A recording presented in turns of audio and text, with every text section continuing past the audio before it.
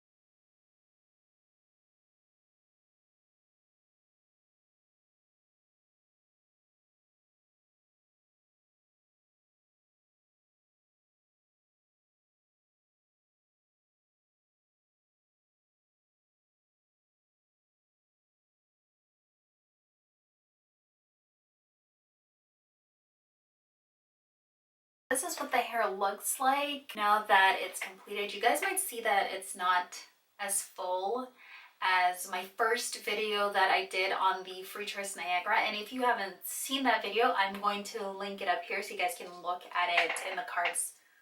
That's my chair. Really? Of course, it's not going to make that noise now, but I'm going to link it in the cards above if you guys want to click on that video and just click on that link and take a look, and you'll see how I installed that. The amount of hair that I used is 2.5 packs, believe it or not. In that video, I think I used 3.5 packs. And as you can see in this tutorial, I separated the hair much more. And the reason that it might not be as full in the first,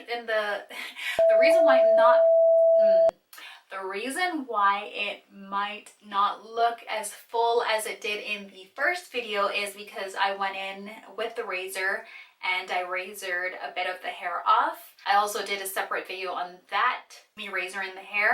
And if you guys didn't see that, I will link it in the cards above as well. Honestly, I really like the Freetress Niagara. It's just, texture is great. You don't even have to knot it as much. I used color number 2 as well as a bit of number 4.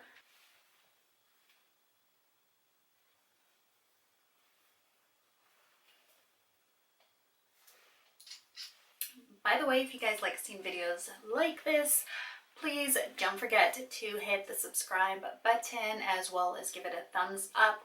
That way I'll know to make more videos like these so that you guys can enjoy them and of course learn a thing or two about how to achieve your undetectable crochet braids.